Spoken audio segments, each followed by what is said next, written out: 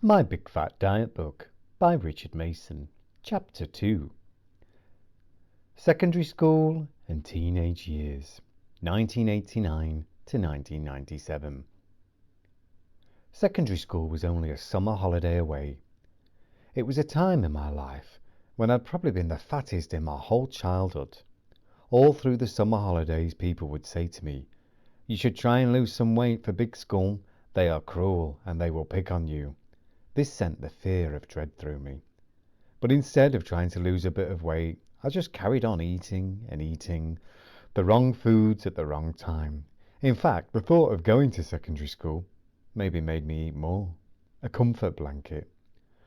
The 6 weeks holidays went fast, really fast, and by September 1989, it was time to go to secondary school and face the music. Everyone said, "You're going to get picked on." The first day there wasn't bad. In fact, it was okay. You're wrapped in cotton wool and looked after for the first few days or week. But as the weeks went by, it got tougher and tougher. I remember being in the toilets once, just washing my hands, and some older kids came in and said, "Oh look, the fat kid's washing his hands," and some other abuse. I said to them, "Leave me alone, I feel sick," and they left me alone, for now anyway. PE was awful. We always had it last lesson on a Monday, cross country as well. We went to a sports field about a mile away from the school and ran around some awful muddy woods. I couldn't run. I struggled to walk fast, let alone run. I was one of the last ones with some other fat kids. I wasn't totally last though. There was some other fat kids called Adi and Ibo. Adi was naturally big boned and Ibo had some kind of heart condition. And this lad James, who was a bit chubby, used to be with us as well.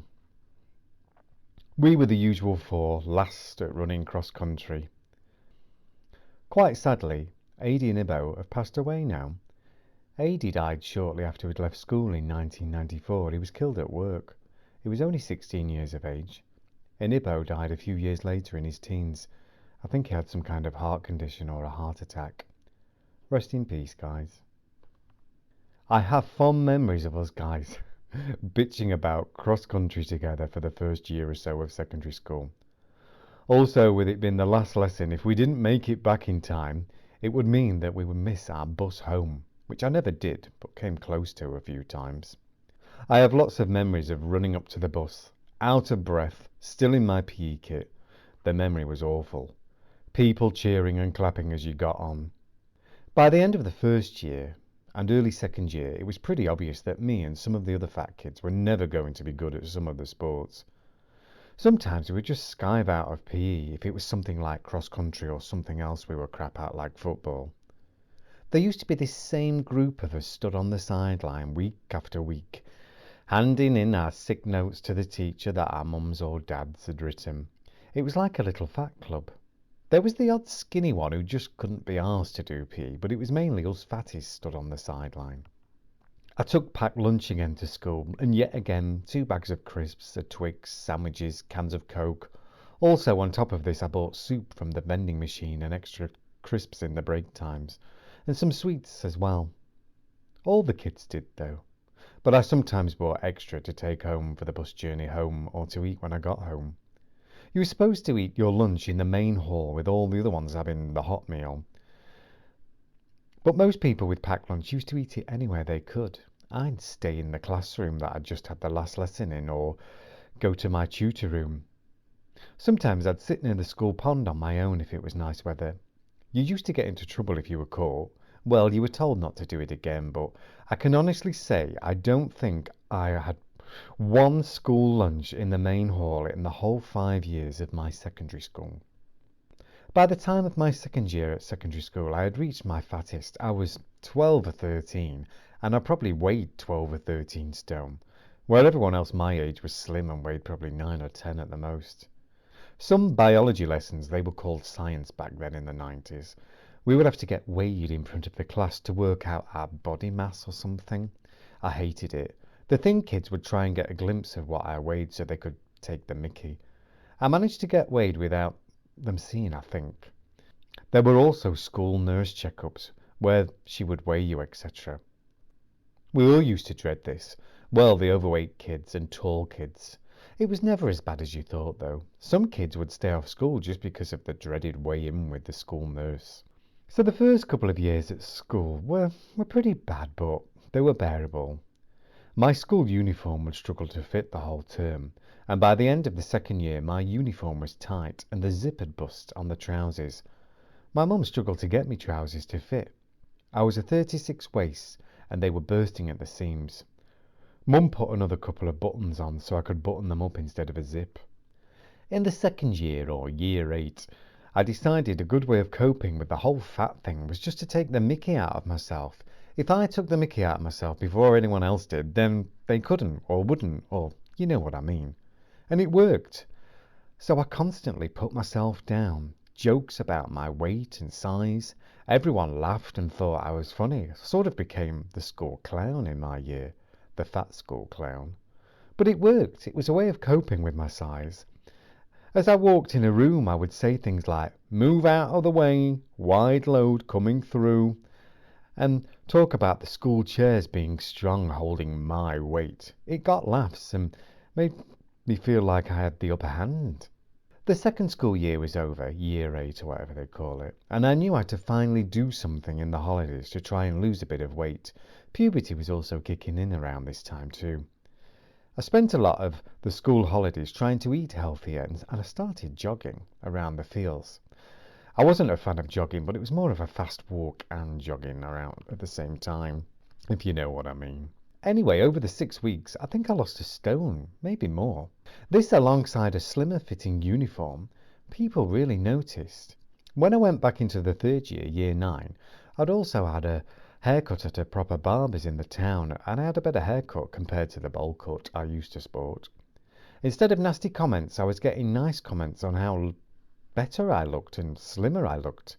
People were asking me how I'd done it. What had I done to lose the weight? I just told them that I'd been eating less and doing more. They said, "Keep it up. You look great." This felt great for the first time in 5 or 6 years. I felt like I was getting somewhere with my weight. Maybe this was the start of something good happening. The third year was like being at a different school, really. I felt like a different person. September 1991.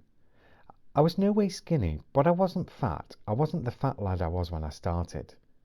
It was a much better year. I didn't dread sports as much, and I didn't dread going to school as much. By the end of this year, you had to choose your options for the last 2 years. This would mean new classes and new classmates. The fourth year, year 10. By the time this year came around, I'd really got a hold of my weight problem. I'd started eating a lot healthier. Well, sort of. I will talk about that shortly.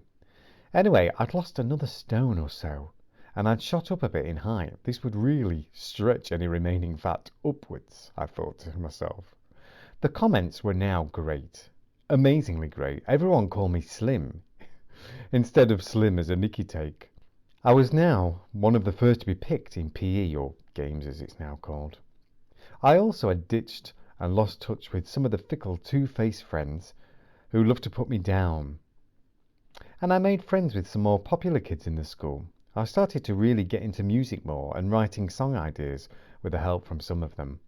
We used to sit together and read smash hits and other music magazines, looking at what they were planning and what we would wear when we were famous. My bug for being famous really grew at this time in the 90s. My last year of school, I was pretty much normal weight. I'd lost all that weight and was keeping it off. This meant I no longer dreaded things like PE. In fact, the last year of school, I was quite good at most sports. I wasn't brilliant, but as good as most of the others. This changed a lot of things for me. No longer picked on, no longer bullied. My last year or 2 of school, I developed a very strange diet. It consisted of tinned vegetables or boiled vegetables. I cut out fat in my meals. Instead of crisps for breakfast, I would have cereal and milk. Then lunch, I would have sandwiches, maybe 1 packet of crisps and some fruit. Bottles of water instead of fizzy pop. And then I would eat nothing between meals. No sweets, no visits to the vending machine at school. And I wasn't hungry. I didn't feel like I needed any treats like that. When I got home from school, tea was either boiled vegetables or tinned vegetables. I would go to the local shop some evenings and buy tins of new potatoes in brine and tins of carrots in brine. I think they were pretty much cooked and you only needed to warm them through on the hob. Yuck. I look back on this now and screw my face up at the thought of having these. And I had these for nearly 2 years, maybe more. It became some sort of silly food routine, but the weight kept coming off. This weird food diet with jogging around the fields and doing more exercise in general. I was becoming a new person. One lad at school who used to pick on me came up to me in PE and held my t-shirt close to me and said, "Wow, look at you, Slim Jim. You're not a fatty anymore." This was probably mid-4th year or early on in the 5th year. And I felt a big relief, and it was an amazing time to think my hard work had been noticed and it was paying off. It then snowballed from there. Teachers noticed. Teachers even asked me how I'd done it. One teacher said she was desperate to lose a couple of stone and asked what my secret was. I can't remember what I said, but I said something like eating less. I don't think I mentioned tinned or boiled vegetables. By the time I left school, I was very slim and happy. I went to work on the family farm, and it was a new start. I remember my first day working on the farm. I was pulling wild oats in one of the barley fields in the moors. Middle of nowhere with 2 lads my age, Dan and Rory. We were all the same slim-sized teenage lads. They instantly treated me as a friend, as I was one of them. Little did they know that I'd been through the last 5 or 6 years with my weight. The first time we worked together on the moors, they forgot to bring any food, so I shared all mine with them. I had sandwiches and fruit and crisps and things like that. When I started working on the farm, I found I could balance a few extra treats in because of all the manual work I was doing. If I ate some unhealthy things some of the time, but healthy foods quite a lot of the time, and did regular exercise, as the work was really demanding, it would keep the weight off. This was a new kind of life for me, really.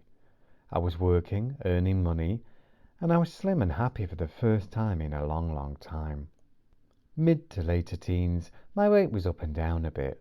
After leaving school, half a stone or so went on, came off again. When I was old enough, around the age of 18 or just under, I started to experiment with Alco-Pops, cider, things like that, usually on a Friday or Saturday evening. One of my favourite Alco-Pops was Hooch. I think I tried every different flavour. Hula Hooch, Smooch, Lemon Hooch. Looking back, I think they must have all been full of sugar.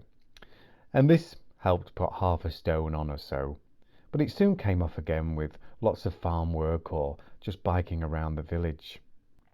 Whilst working on the farm, I think the high manual work routine helped keep the weight off.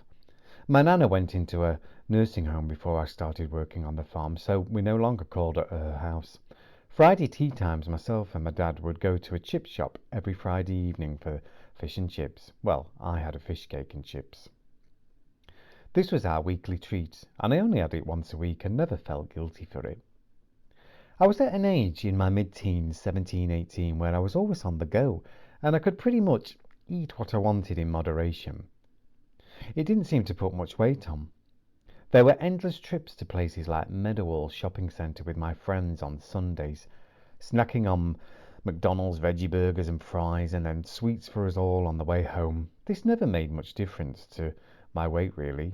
We used to drive around from sweet shop to chip shop, with the Spice Girls blasting out on the stereo.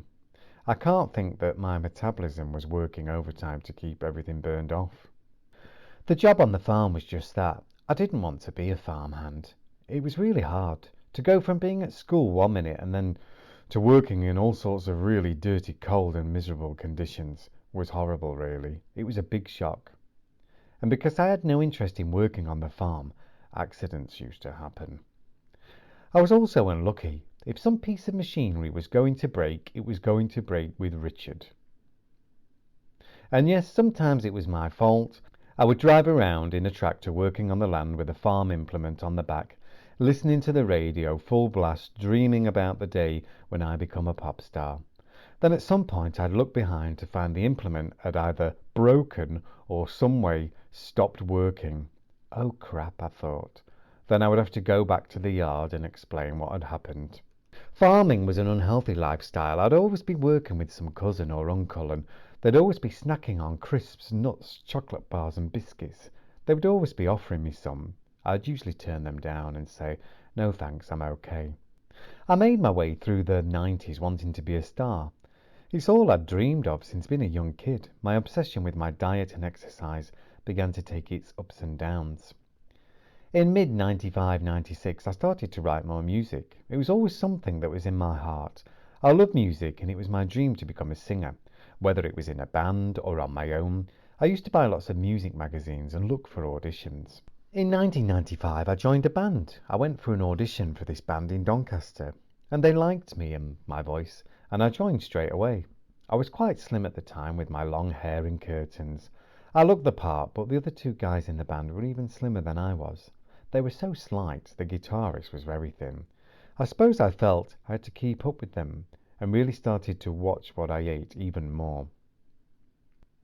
I didn't become obsessed with my weight at this point. I just took more care and tried to look the part of a 90s grunge band, even ruining my hair with sun-in hair bleach. Oh, the joys. It was the mid-90s, and I suppose a combination of working on the farm and always on the go kept me really slim. I didn't watch what I ate too much, but I was careful. I still had treat nights. Sometimes when we rehearsed on Sundays, I'd go to the shop and buy us all crisps and nuts.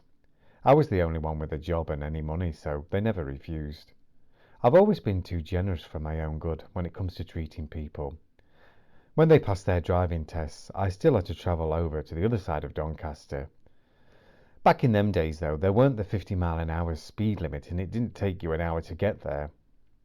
We played lots of gigs in and around the Doncaster area, but weren't very lucky with gigs. To be honest, we recorded some songs and played in horrible pubs and clubs for the cost of a few drinks, but nothing was ever going to happen with them.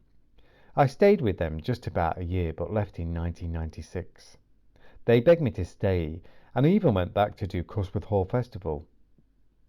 It was amazing playing in front of hundreds of people. I felt like all the effort with the band had paid off. Everyone was so fantastic. They didn't know our songs, but everyone was there for a good time. I was so nervous before the festival. The drummer gave me a couple of tins of cider.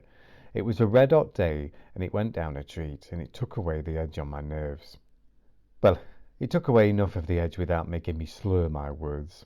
Even though the festival was fantastic, I didn't go back to the band. They all called me, and their parents called me, saying, "You're on the edge of the big time now, Rich. Don't walk away from them." To be honest, there were hundreds of bands like us up and down the country. We weren't that special. Their style of music wasn't me at the end of the day. I couldn't stay with them just for the sake of being in a band.